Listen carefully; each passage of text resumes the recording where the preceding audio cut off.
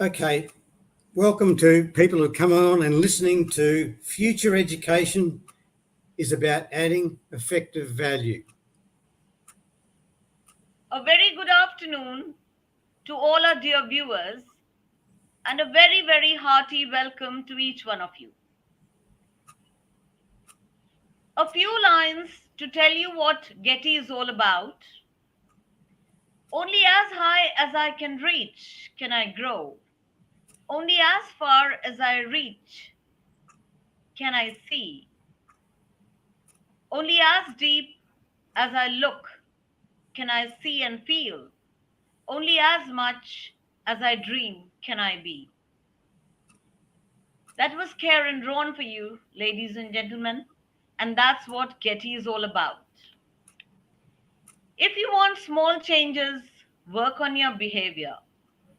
If you want quantum leap changes, work on your paradigms.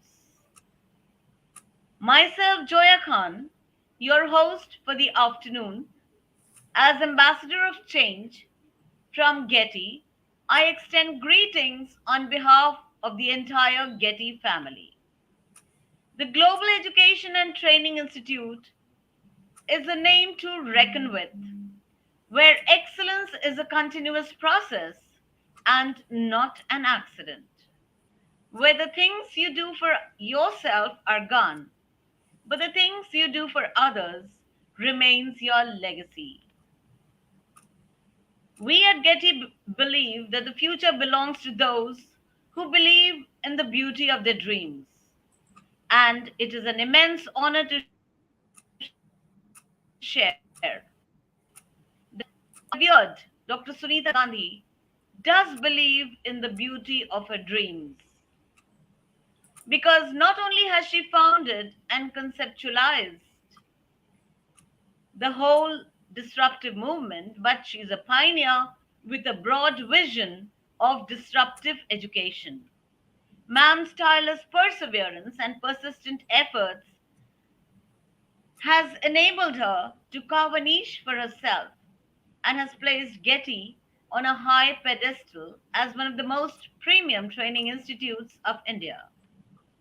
Under it, we provide two types of training: one, pre service for the aspiring teachers who wish to be outstanding teachers in the future, and the other, in service, where we train teachers who are already in service.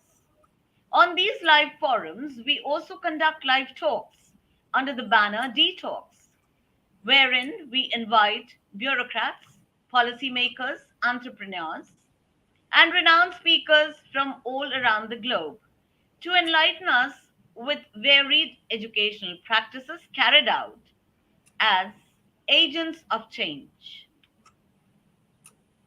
We are continuously striving to bring about a transformation and changes in education through our constant efforts. This afternoon, I feel extremely privileged and elated to have with us on board Mr. Ross Keith Swan, soul inspired leadership in executive coach, our distinguished speaker who has graciously consented to enlighten us by sharing his views and experience on the topic leading self, the critical path to a complete education. Mr. Ross is a perceptive and responsive leadership consultant, coach, and trainer with a broad experience in varied industries worldwide. He is continuously helping leaders to reduce their stress in managing people. He is also a dynamic speaker and podcaster with outstanding skills in communication, presentation, training, team building, and interpersonal relations. He works internationally with his projects encompassing many diverse cultural backgrounds. Throughout the years, he has developed a growing desire to put an ongoing emphasis in bringing more soul into business, and he believes that the most effective leaders stay true to their authenticity by being soul inspired, and it starts by being able to lead yourself. We can't deny the fact that every great leader has many important qualities that make them successful in life. And one of the most important of these leadership qualities is a strong sense of self awareness and the ability to use it to lead by example. Developing self leadership skills can have many benefits in both our personal and professional lives. In this talk, we shall discuss and deliberate upon what self leadership is all about, why is it important, and the skills that we can focus on to develop our own self leadership skills. So, without much ado, I hand over the show to Mr. Ross for further presentation. We warmly welcome you, sir, once again, and Thank it's you. Getty's privilege to have you with us this afternoon. The show is all Thank you. yours. Thank you so much, sir. Yeah, thank you. It's my privilege to be here with Getty today. And yes, we are talking about, to me, we're talking about the future of education where it's adding effective value. And I'll talk a little bit about it as we go through. Underpinning it all is self-leadership. But the key with education, and I'll be really talking about the challenge that teachers have, because it starts with teachers. The future of education starts with the teacher. And it's not only about, because education is not only about learning information, it's which is the cognitive, it's having people be better and learn more about themselves. And that's their attitude and their behavior. And Martin Luther King Jr. once said, intelligence plus character, that's the goal of education. Intelligence plus character. And that is, it's developing both faculty and conscious. And when we look back in the past, I believe we've developed and we focus on faculty, not so much on the conscious. We are talking a bit about that now, but we need to be talking a lot about that all the time. And that's why I'm happy to be on GETI, because it's looking at future education and looking at these particular ideals. It's the conscious. We need to come up and be level with the cognitive side of education. So it's the keys to preparing. The focus should be preparing students for the leadership roles of the future. And that future starts with leading themselves. Leadership roles start with leading yourself. And I'll talk a little bit more about that as we go forward. And when you look at currently at the moment, and that's the challenge. Educators look at, and particularly universities, look at the business and say, what do you want us to prepare? The trouble is business plus politicians are actually behind the time. Because business, when you ask some of the business leaders of today, the majority of them are probably my vintage, and they were taught the old ways, and they have still a lot of old thinking. The key when you ask business is actually probably looking at the proactive and looking at and asking futurists, because business is set in the past and it's trying to catch up to the future. It's like you should be asking 30-year-olds what you need, what you wish you had now that you haven't got.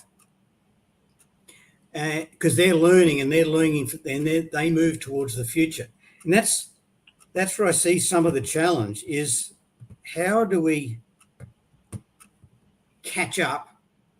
And it's not so much catching up. To me, educators have got to be proactive.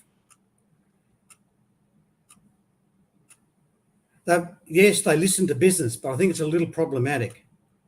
It's not what they want more than what they need. And that's, as I said a minute ago, it's talking to futurists as well as people in business, but talking to business who are proactive in their thought. So you need to be very conscious of who you talk to. So we're looking more for a proactive vision of what is happening in the future, or what will happen, what we need in the future, what will business need. And see, when I look at that, when you look at business at the moment, and that's what we're doing with education, we're preparing students and youth to work in the world, to be in the world. Unfortunately, when you look at business, when probably at best about a third of working people are actually engaged in what they do and 2/3 aren't. That's why asking a lot of business as to what they need is not necessary. Well, asking what they want is not necessarily getting you the right answer, because they can't even engage their staff. And leadership is quite poor, and which is a reflection of leadership. So it's quite poor in the business world at the moment. So we need to think further out from that. Educators need to, there again, I say it many times, and I'll say it many times in this half hour, talking to futurists, talking to 30-year-olds who are making it in business, so that they know what was lacking in their education, and they're on the move. Their brains are going quickly, more quickly than the way the business tends to operate, and to a point politicians, which are a reflection and vice versa of business. So we need new thinking. But it is materialising, don't get me wrong. That's why this platform of GETI is working and is popular, and people are listening to it and watching it, because people are starting to see we need something better than what we've got. And it's about seizing the opportunity. And it's okay, like, for example, there's one, like how we teach children over the years in our system, you pass or you fail. That does not teach them and prepare them for the working world. Because I've got clients now, large companies, who once used to say, get it right the first time. The trouble is they've found with every one of their staff, or most of them, trying to get it right the first time, nothing ever happens. 30 years ago, that was okay because things moved a lot more slowly. But now the pace of the way the world moves, by sitting there trying to get it right the first time, the world has gone past you. So they don't have their mantra, get it right the first time. And one particular client's in engineering. They're all engineers and scientists, highly educated people. The key now is 80% is good enough. Just get on with it. We'll learn that. We'll figure out the rest on the way. See, that's not what we teach them in education in schools. We teach pass or fail.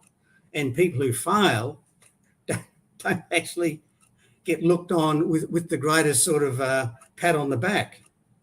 So we're teaching people and preparing them from the workforce, and when they get there, they're told that it's okay to fail. But in school, it's not. See, this is the incorrect messages we give, and this is where we have to change as educators, is to change the mindset so children start to learn at a very early age just what all this means. I move on. So and that future is leading themselves. It's leading self. So it's not so much as and leading self is not an additional subject. Like I can remember when I was in high school, and it's a long time ago, but when I was there, they actually had a subject called citizenship, which is really like a life skills. But the children who were in that class were children who couldn't really pass a lot of the academic other ones, history, maths, science, all that. They were put in the citizenship class. So it was never any high level and treated that way. It was always treated at the lowest end of the education ladder. It was on the lowest rung. See, that's not necessarily the right teaching we should be giving.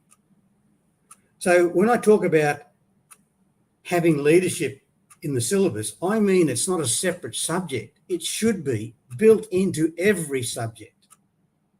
So when I'm talking about engineers, for example, when they're learning the cognitive skills that's necessary for engineering, in the context of the delivery, there are self-leadership messages that it's okay to fail, but because we don't have time to sit there to get it right the first time, because you could be waiting forever. The world has gone past you. You won't get anywhere doing that. You've got to teach them those skills, but in a way that the messaging is more proactive in the way they think and get more confidence. It's like if you're running if you're running a 100-metre sprint and you stop in the middle of the race to tie up your shoelace, it's over before you start again. Now, business is not running a 100-metre sprint. The world's not going that fast. But when we look at a marathon, you even stop on a marathon to tie up a shoelace. When time you tied it up and look ahead, everyone you're running around, they're way off into the distance. That's the problem by getting it right the first time. So you've got to keep moving. And they're the types of things you're teaching. You've got to be teaching students. So it's all, as I said, woven into the subjects. And it's not to be an additional subject because people treat it the wrong way. And that lies the challenge for the curriculum developers and the teachers themselves, because that's a behavioural change. It's an attitude change. And unless those changes start to happen, the students will still be taught the same way. So that's the challenge I'll be saying today, is how do we actually start this? Well, it starts with the teachers and the curriculum developers. And the curriculum developers might have it, but will the teachers deliver it in the way that's effective?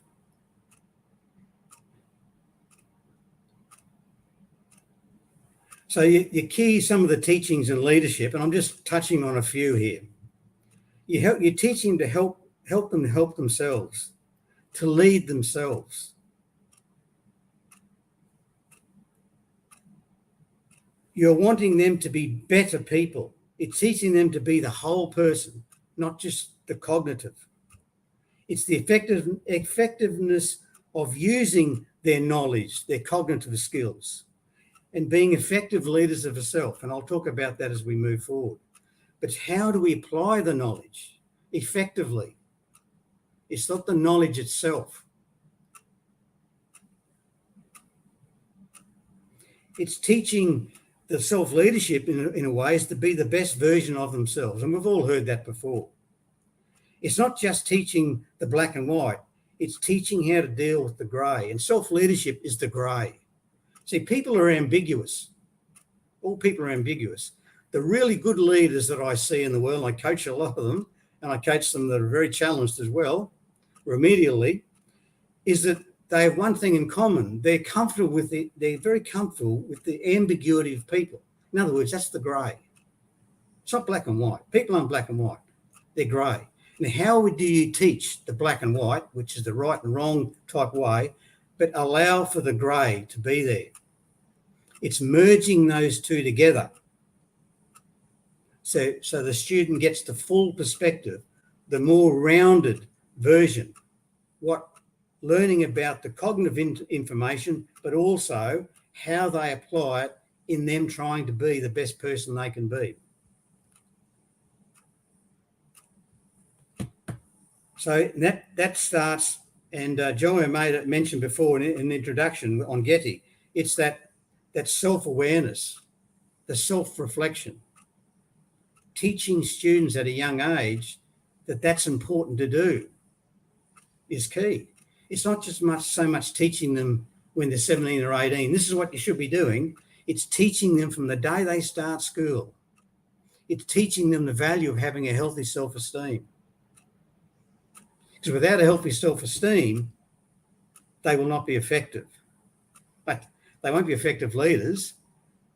Some people with very poor self-esteem become leaders, but they're more damaging.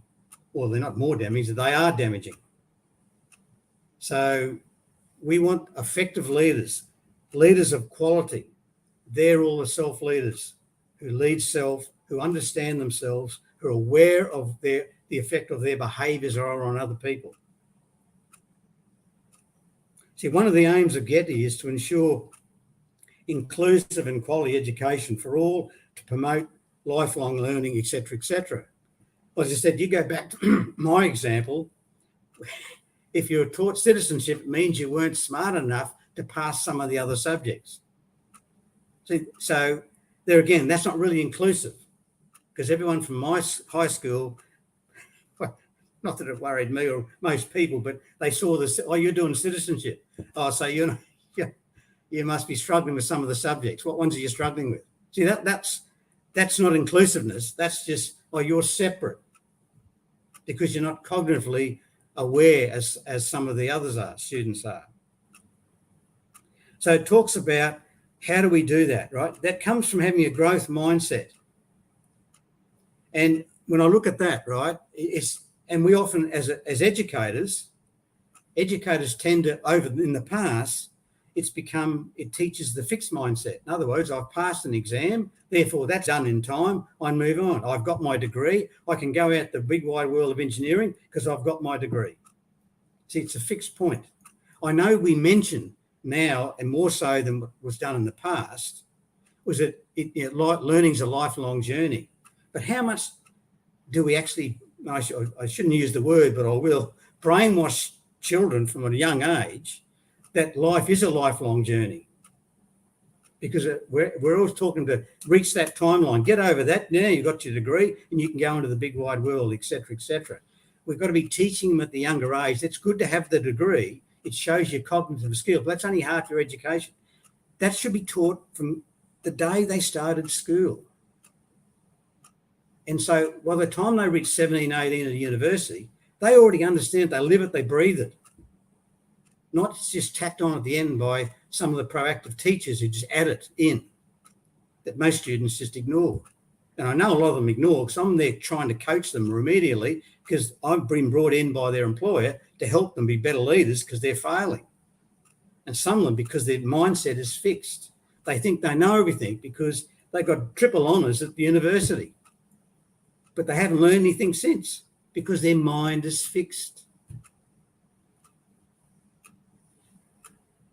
So it's about helping students step out of their comfort zone, and that takes a lot of bravery. It takes a lot of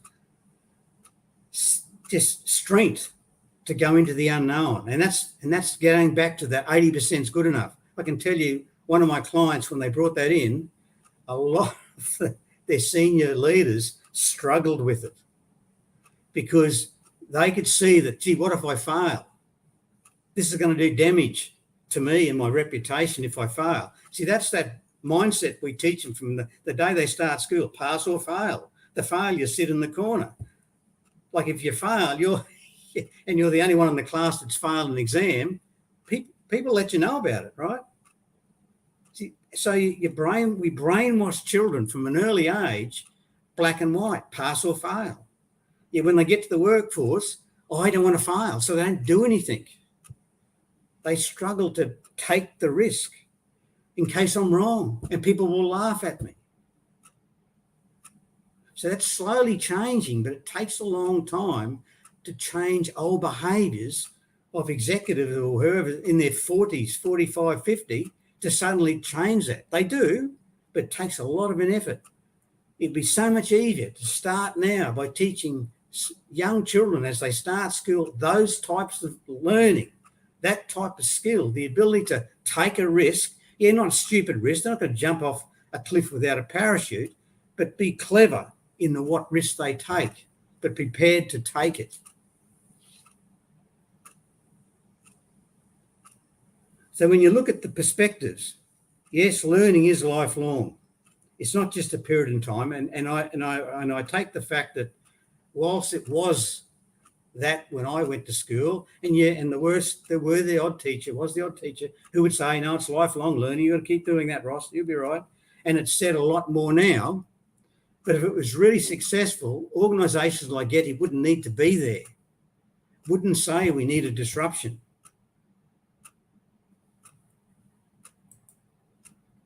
I see that the slides aren't moving forward, but my slide has gone again that I can see. So I apologise for that because they're not moving forward at all.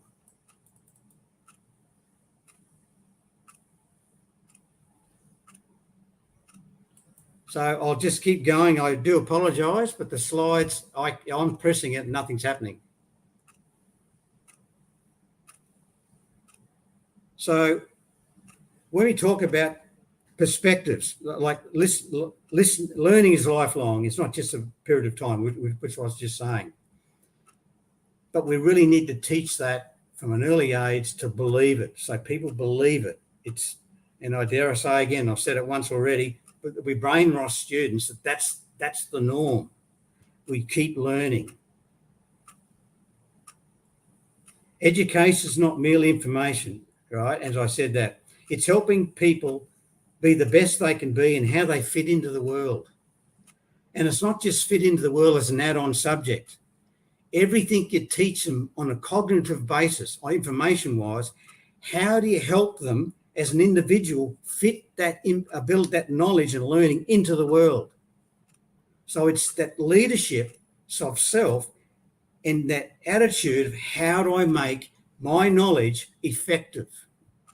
Not the knowledge in itself, because I'm smarter than the person beside me, but how do I make it effective?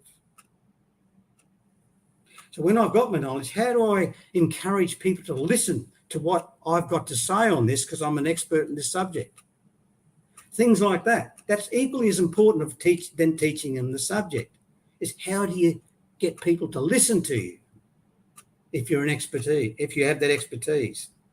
That's a challenge I often face. People are great at what they know, but don't have the ability to actually engage people enough that they want to listen. And that there again, I go back to the industrialised world and the working world as we know it now. At best, 30% of the working world is actually engaged in what they do at work. And that's a reflection of the leadership, which is poor.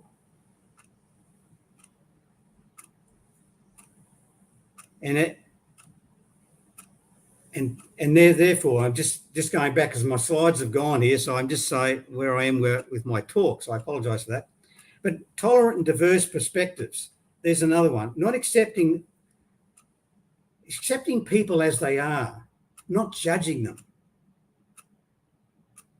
So, and that starts with accepting who you are and not judging yourself. Not judging yourself that, man, I'm the bottom of the class, therefore I'm a failure attitude. It's having people accept the fact that that's okay. You'll make it in the world somewhere. We just haven't found the right little journey for you yet. So, and I had that told of me at different times in my senior years, was that you're going to struggle out there in the working world, Ross, because your attitude's not, well, you're okay, you're well behaved at school, but you don't study enough. You're not passing these, you're smarter than that, you're not passing these exams well enough. You won't even get to university. Well, they're right, I didn't get to university. But that's okay. When I decided and found out what I really wanted to do, I went and got a master's, but not straight from school to university. I did it later. See, that's what we should be encouraging people to continue to be the best they can be.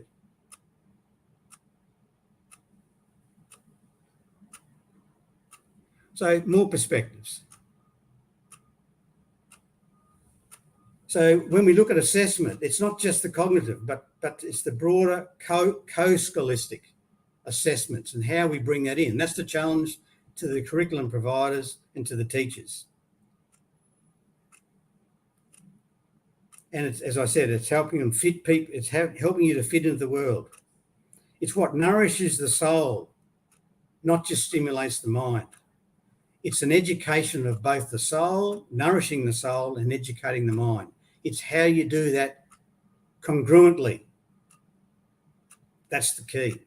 It's not just one. It's both, and it's equal.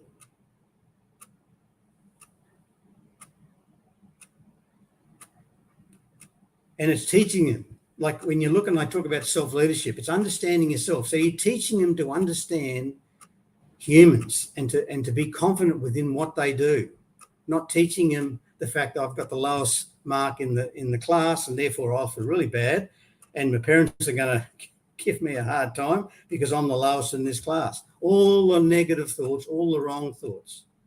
Some can fight their way out of that in belief. They have a strong self-belief, but a lot don't. A lot leave school with a very unhealthy self-esteem, a very low self-esteem, very insecure. So that's what we need to be building up. Because if you teach them more to understand themselves, they actually start to understand life.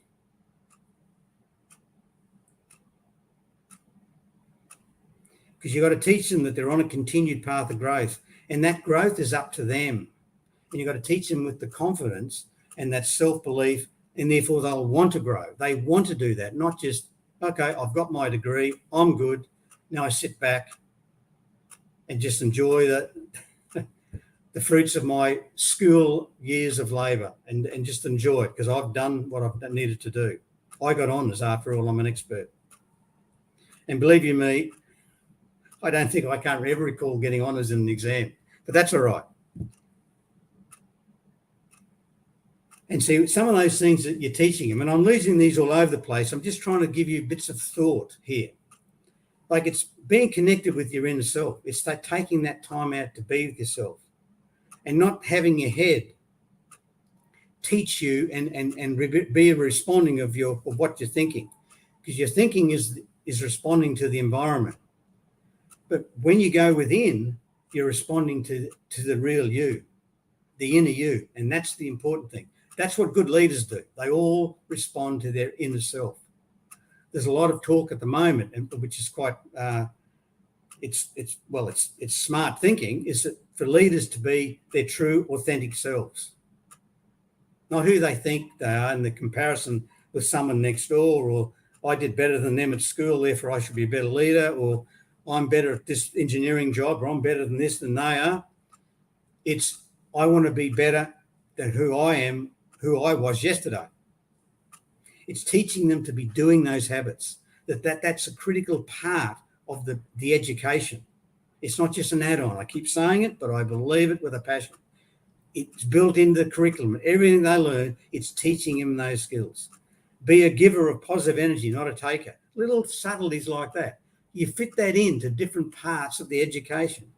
So they hear it hundreds and hundreds and hundreds of times in the course of a few years of education, just subtly in there. Not just a statement, well, students, this is what you should be, and that's it. We move on to the next part of the textbook. These stuff, as I said, needs to be built in. And it's comments from someone like Steve Jobs, who I believe wasn't an actual genius at school. I can't remember what he got, but he said, look, don't let the noise of other people's opinions drown out your inner voice. Because it was his inner voice that created what he created. It wasn't other people's opinions. And in old education systems, it's other people's opinions. It's teachers' opinions. It's students' opinions on the children who aren't going so well. It's like it's all these sorts of things. It's you're teaching students to think and believe in themselves is the number one thing to teach. And see, the cognitive really is the easier part. It's the easiest part. Life skills can be more difficult, and it's the challenge. And that's the challenge that teachers have. Because at the end of the day, teachers must live it in order to teach it. See, if they don't live self-leadership themselves, how can they teach it? Students might as well read a book. It's not taught with any feeling, any passion. It's just text number 3, page 3, read this, and let's move on. It's not that. It needs to be taught with passion, with energy. Be the giver of positive energy. So people are learning from you, the teacher, because they're learning by watching, because you're mentoring. That's the big challenge. I know it's a big ask, but that's where it starts. You can't have poor self-leaders teaching others to self-lead. It could be poor self-leaders saying, don't do what I do, you do the opposite. Well, that's okay. But I think that's a great way of learning.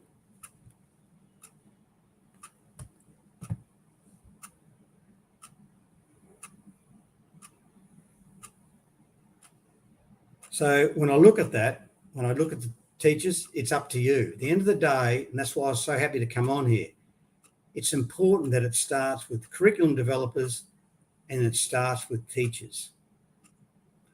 How do they lead themselves?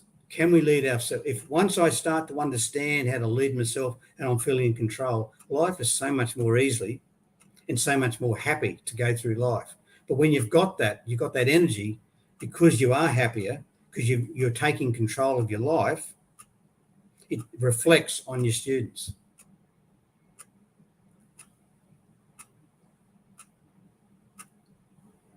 So that's the challenge to teachers. Do you want to be part of the future or remain part of the past? Because a lot of education, as I said with business, is in the past. Because we're evolving quickly, but that's the future. So we need to move with that. We can't stop and tie our shoelace up in a marathon. We just got to keep running. Just hope we don't trip. Because that's good enough. We're moving forward.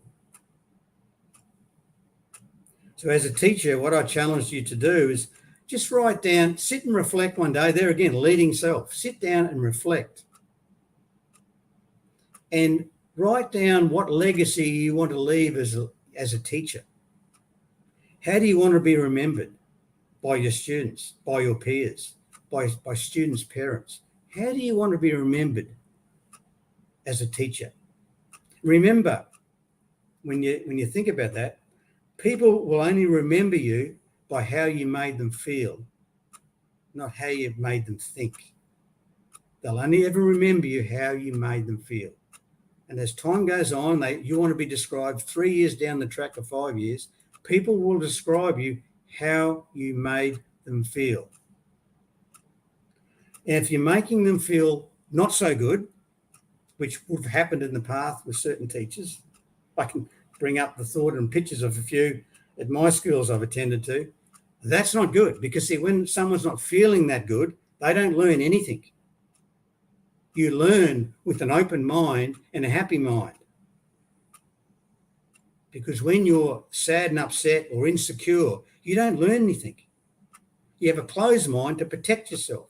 You're trying to put a cocoon around your life as a safety mechanism, not be open with a growth mindset. See, how did you make them feel? So that's the self-reflection exercise. That's a self-leadership exercise I'm challenging you to do.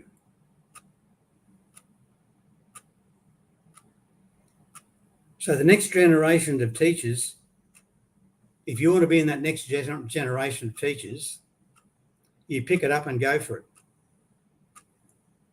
If you decide, yes, this is how I want to be remembered as a teacher, and whatever you've put there, then now what have I got to do every day in order for people to describe me that way? It's all right writing that down, but that's a dream. But if you don't put some action to it, it will never happen. So what do I have to do every day with my students, for example, or to lead myself and my students to help them lead themselves? What do I have to do every day in order for them to describe me the way I want to be described? And I do this exercise with executives all the time. And I've never known any executive to write down, I want to be known as the worst leader they've ever been with. Never known anyone. They always write positive stuff. The challenge is what they've got to do every day in order to be described the way they would like to be described. That's the challenge. That's the leadership of self, the discipline, the self-discipline of living and doing in order to reach that dream of your legacy that you want to leave. So that's my challenge for teachers, is decide the legacy you want to leave. What do you have to do to lead yourself in order to achieve that with your students, your peers, your students' parents, and the list goes on. So it's a challenge. Pick it up and go for it. Thank you.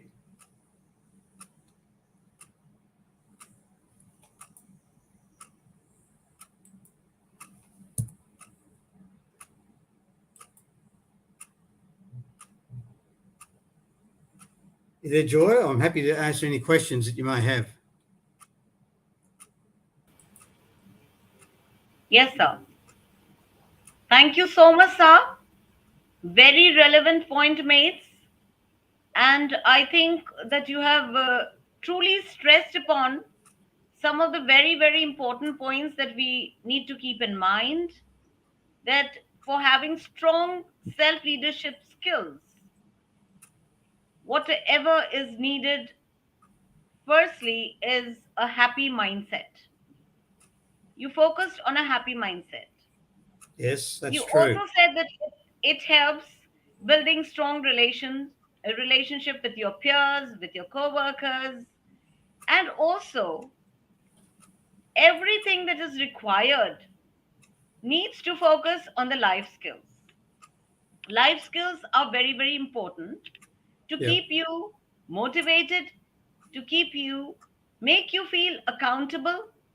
One of the greatest personal benefits of self leadership is that it requires you to stay motivated and truly be accountable for your own actions. One should also have a strong sense of motivation that will help us push through challenges when they arise, which can result in achieving more than one could ever think for of.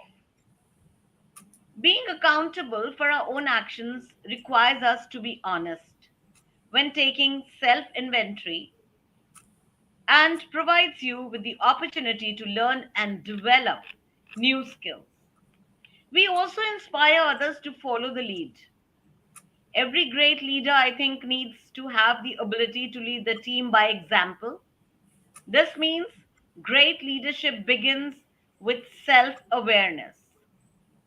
Because True. once we have taken the onus upon us, we are in a position to lead ahead, that too with confidence and courage.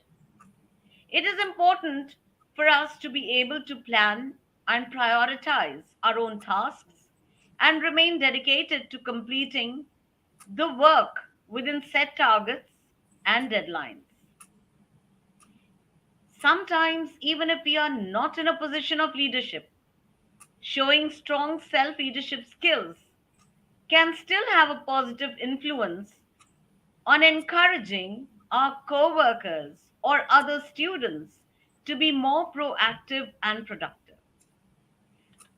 So, sir, the skills like self awareness, motivation, decision making, influence, empathy, social skills, self regulation, and accountability. All this, I think, are vital in today's development of young and ignited minds. Yeah. Yeah. So, to put up a few questions, we shall be privileged to get answers from an esteemed speaker like you. My first question is, why is self leadership important in the present times? Well, I think it's been important forever, but it's more important now because like everything moves at a faster pace, and people tend to fall into judgments of other people in a broader way. I mean, prior to social media, you could be judged by people within your own little group. Now you're judged by people across the world if you if you say something wrong, or they perceive you said something wrong, etc., etc. So it's having that self leadership, and I think it's there again. It's just having the belief in yourself, because you can be crippled by people's opinions and judgments. I use social media as absolutely terrible, the way they judge people and really harass people on social media. That's the dark side of social media. There's a very positive side as well, but it's that dark side. And I think the world is sort of getting more black and white when we're all grey. We're all individuals who are ambiguous, and we just live in the grey. But I think that the key with self leadership, if you're teaching people that no matter what happens, be true to yourself, find your strength from within you, to look for your passions. Now, if you look, and example, I'm perfect example, right? My cousin, who's the same age as me, we went to school together. We sat beside each other for the first few years in classes. He had a passion of what he wanted to do from a young age. He studied to chase that passion and that dream. I didn't know what I wanted to do. Now I'm an executive coach. When I went to school, no one ever heard of them. They never even existed. And see, most things don't exist the way children go into school now. We have no idea what they're going to be doing in 20 years. So there's nothing driving them to get there, right? So don't put pressure on people to find their purpose. So if you can't find it, then people will try to fill in the gap. That's listening to other people. It's like, oh, well, you should be an accountant. That's what I was told. Son, you should be an accountant. They make good money. You'd be right. You can add up and subtract. You try and study accountancy. I hated accountancy. My brother's an accountant, but he likes it. I hated it. So why would I be studying day in and day out to do something I hated? Because if I end up there, I won't be any good at it. Because you've got to like 75% of what you do in your working life to be good at it. I mean, 74, well, that's okay. But if you only like 50% of what you do in life in your job, you won't be good at it. I can tell you now. And I'm the one repairing some of that when I'm sent in to do remedial work. And these are people in their 50s. They're only just waking up. Like, I don't actually like doing what I'm doing. See, this is leading yourself, finding out, being true to yourself, and you'll find the pathway a lot earlier. I've known one just recently, not that long ago, but he woke up, he's in charge of 16,000 people globally, and he realised he doesn't like leading people. He went there because that's what he wanted to chase the job, because that's what he's programmed to do. Do the best you can do. You'll make money there. It's a good job. See, put them on a pedestal. Got there, didn't like it. Become terrible. I'm going there to help him out. Smart enough, put the mirror on him, and he decided to resign because he wasn't enjoying it. He wasn't doing a good job. Now he loves what he's doing. He sent me a note. I love what I'm doing. Thanks for being the mirror. See, that's the point I'm making. He finally found out at the age of 50, wherever he was, I'm going to start leading myself and not listening to what everyone else says. Just thank you so much, sir. try and do it. Thank you so much. Yeah. We have to truly love what we are doing. That's the catch of the day. People often talk about that instead of focusing on academic measures alone to embody a holistic approach to education, which is, worldwide acclaimed, redefining how schools measure success and, creating leadership skills in every student, to create a culture of student empowerment, to align systems to derive results, and what all and what not. But how, according to you, how can the development of life skills be customized to fit in with the needs of today's generation to create awareness in them for self leadership skills? It's a good question. It's look, there's, and when we talk about leadership, I'm not talking about, oh, well, I don't want to lead a team of 1,000 people or 5 people. I just want to do my own thing. That's why I talk about self-leadership. We should all be able to lead ourselves. Whether you want to lead other people, that's a different decision. But self-leadership, there's certain things you teach them. You teach them to have a healthy self-esteem, to believe in themselves, to trust their gut at times. Yes, don't necessarily be stupid and just do anything and just forget the consequences. But at the same time, trust your gut. It's usually right. Matter of fact, it's always right. And things like teach them the ability to influence. That's self-leadership. How do I influence others? If I can't influence anyone, my self-esteem goes to zero in a lot of people, right? Because no one listens to them. So they start to develop insecurities. So you teach them, how do I influence? And there are skills and learnings to learn. How do I influence people? How do I present and how do I look at it? What is a growth mindset? How do I be proactive? You're teaching them certain skills, to ask questions, to be curious. That type of, it's just built into whatever you're teaching them cognitively. You're always saying the key is to be curious. If this is the answer, what else can I be looking for? Etc. etc. Just don't teach, oh, you got the answer, now you can stop. Yeah, this might be the answer today, but it may not be the answer tomorrow. So you're teaching him those sort of proactive skills, mind thinking, proactiveness there, and that sort of underpins a lot of the education. It's not just a separate subject. You're teaching those skills as you go on. Absolutely taken, sir. Very well put, very aptly put. And what I can figure out is a happy mindset, a clear approach, conceive achieve, and believe. So we conceive, achieve, and believe.